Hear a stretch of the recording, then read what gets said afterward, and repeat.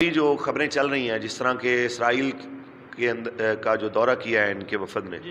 Plus اس کے کوئی 295 کے حوالے سے بھی خبریں گردش کر رہی ہیں کہ شاید اس قانون کے اندر بھی رد و بدل کے حوالے سے کر رہے ہیں۔ تمہارے اوپر ایک سنگل FIR ہوئی ہے اور تم خود جا کے اقوام متحدہ کو کہہ رہے ہو کہ آؤ اور ہمارے ملک کے قانون میں مداخلت کرو۔ علامہ صاحب، میرا آپ سے یہ سوال ہے کہ 295 قانون کے حوالے سے جو ترمیم کی جا رہی ہے، بار بار کوشش کی جاتی ہے، آپ اس حوالے سے کیا کہیں گے؟ کیا کوئی واضح پیغام نہیں دیا جا سکتا تاکہ یہ کوشش ناکام ہو؟ دیکھیں جی، 295 جو ہے یہ تمام دین دشمن قوتوں کی آنکھوں میں کھٹکنے والا قانون ہے۔ قادیانی اور قادیانی نواز جتنے بھی ہیں ان سب کو اس قانون سے بہت تکلیف ہے، اور اگر آپ یہ کہیں کہ وہ کسی ایک جماعت میں ہے تو یہ غلط فہمی ہوگی آپ کی۔ وہ نون لیگ کے اندر بھی، وہ PTI کے اندر بھی موجود ہیں۔ کہ ابھی وہ شیریں مزاری نے ریسنٹلی جو ہے جس وقت ان کے اوپر ایک پرچہ ہوا تھا مسجد نبوی میں جو نعرے بازی ہوئی تھی اس کے خلاف، تو اس نے خط لکھا اقوام متحدہ کو کہ جناب یہ جو قانون ہے بلاسفمی کا، تو اس قانون کے اندر جو ہے نا تبدیلی کی جائے یا جو بھی ہے اس کا مس یوز ہو رہا ہے۔ تو پہلی بات تو یہ ہے کہ یہ منافق ٹولہ ہے کہ تمہارے اوپر ایک سنگل FIR ہوئی ہے اور تم خود جا کے اقوام متحدہ کو کہہ رہے ہو کہ آؤ اور ہمارے ملک کے قانون میں مداخلت کرو۔ تم تو ملک کی خودداری کی بات کرتے ہو، کہ خود مختاری کی بات کرتے ہو کہ جناب ہمارے ملک میں کسی قسم کی مداخلت نہیں ہونی چاہیے، تو آپ جا کے جب خود لوگوں کو دعوت دیں گے تو پھر اس سے بڑی کیا منافقت ہو سکتی ہے؟ پہلے وہ کہہ رہے ہیں امریکہ کی غلامی نامنظور، انہی کے پاس آپ انہی کے پاس جا رہے ہیں اور کہہ رہے ہیں کہ جناب اس قانون کا مس یوز ہو رہا ہے۔ اگر مس یوز کی آپ بات کریں تو پاکستان میں جتنا یہ جو دہشت گردی کا قانون ہے جسے ATA کہا جاتا ہے، جتنا اس کا مس یوز ہے اتنا پوری دنیا میں کسی قانون کا نہیں ہے۔ تو آپ نے اگر کسی کو یقین نہ ہو تو وہ تحریک لبیک میں ہونے والی جو 1000 سے زیادہ FIR ہیں آپ ان کو اٹھا کے دیکھ لیجئے، آپ کو اندازہ ہو جائے گا کہ جو جلسے میں آیا ہے وہ بھی دہشت گرد ہے، جس نے لبیک کا نعرہ لگایا وہ بھی دہشت گرد ہے۔ تو ہم نے تو نہیں کہا کسی کو کہ بھئی آئیے اور ہمارے ملک میں مداخلت کیجئے اور ہمارے قوانین کو تبدیل کیجئے، کہ ہمارا اندرونی معاملہ ہے، ہم اس معاملے میں کسی غیر کو مداخلت کی جو ہے وہ اجازت نہیں دے سکتے۔ تو اس معاملے میں PTI بھی، اس معاملے میں نون لیگ بھی شامل ہے کہ آپ کو پتہ ہے کہ کچھ سال قبل جو ہے میاں نواز شریف نے یہ کہا تھا کہ قادیانی جو ہیں وہ ہمارے بھائی ہیں اور ہمارا اثاثہ ہیں۔ تو جن کو منکرین ختم نبوت اپنا اثاثہ نظر آئیں تو ہم ان سے کیا اچھائی کی امید رکھ سکتے ہیں؟ اس سے اگلی بات کریں اگر ہم پیپل پارٹی کی، تو ان کی صورتحال یہ ہے کہ ذوالفقار علی بھٹو کہ جن کو باقاعدہ طور پہ یہ کہا جائے، دیکھیں کسی بھی سیاسی لیڈر کا کوئی اچھا کام ہو تو اس کو سراہنا چاہیے، کہ ان کے دور حکومت میں قادیانیوں کو کافر قرار دیا گیا۔ چاہیے تو یہ تھا کہ پیپلز پارٹی جو ہے وہ اس کا کریڈٹ لیتی، لیکن اس کا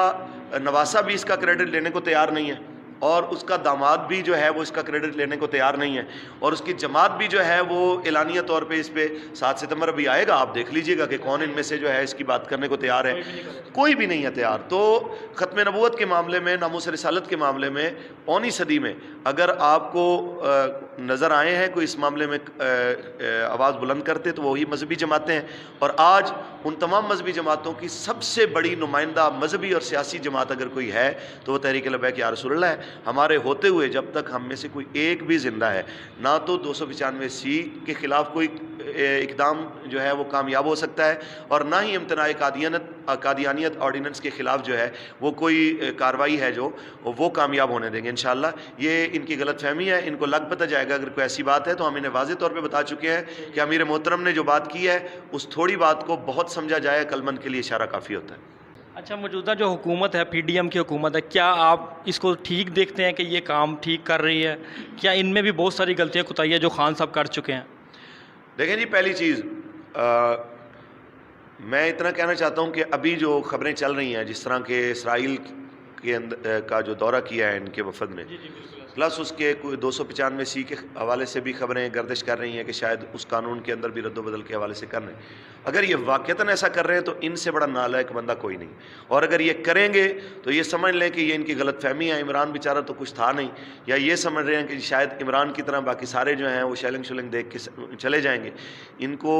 نشان عبرت بنا دیا جائے گا۔ یہ ملت اسلامیہ کا جو یہ ملک ہے پاکستان، یہ رسول اللہ کے نام پہ بنا ہے۔ یہاں PDM نے مہنگائی کے نام کے اوپر آپ کو پتہ ہے کہ اس قوم کو مہینوں نہیں سالوں بلایا، یہ نہیں آئی. لیکن جس وقت رسول اللہ کی ناموس کے معاملے میں نکلنے کی ضرورت پڑی تو لاہور سے وزیر آباد ننگے پیروں وہ غریب بھی نکلا ہے کہ جو بیچارے جس کے گھر میں کھانے کو کچھ نہیں تھا وہ بھی نکل آیا. یہ قوم ہر چیز برداشت کر سکتی ہے, رسول اللہ کی ناموس کے اوپر سودے بازی نہیں برداشت کر سکتی. انہیں سوچنا چاہیے, اور ہم یہی کہیں گے کہ اگر اللہ نے تمہیں اقتدار دیا ہے تو کوشش کرو کہ سب سے پہلے اس کی معیشت کو ٹھیک کرو, اور معیشت ٹھیک ویسے ہوگی کہ آپ سود سے نجات حاصل کرو. اور اس سے اگلی بات یہ ہے کہ پاکستان جس مقصد کے لیے بنا تھا, اگر بانی پاکستان نے اسرائیل کو تسلیم نہیں کیا تو پھر آپ کو تو یہ بات کرتے ہوئے بھی شرم آنی چاہیے کہ آپ کیسی باتیں کر رہے ہیں. بھارتی انتہا پسند جماعت بی جے پی,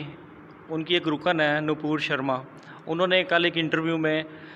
حضور صلی اللہ علیہ وسلم کی شان میں گستاخانہ جملے کہے ہیں. آپ اس حوالے سے کیا کہیں گے؟ کیا مسلم امہ کو یا مسلمانوں کے حکمرانوں کو اکٹھے ہو کے اس کا جواب نہیں دینا چاہیے؟ کیا وہ پھر اسی طرح چپ کر کے بیٹھ جائیں گے؟ جب گیرٹ ولڈر نے ہالینڈ کے حال ہی میں گستاخی کی تھی, اس کا کوئی جواب نہیں دیا گیا, اب یہ نپور شرما ہے, اب کوئی نہ کوئی اٹھ جاتا ہے. تو علامہ صاحب اس حوالے سے کوئی واضح پیغام جانا چاہیے, تمام مسلمانوں کی دل آزاری ہوئی ہے اس حوالے سے. دیکھیں جی, اس کا تو ایک ہی علاج ہے کہ جہاں پہ بھی یہ اگر اس طرح کی کوئی ناپاک جسارت ہوتی ہے تو اس کا ایک ہی علاج ہے, من سب نبی فقتلو,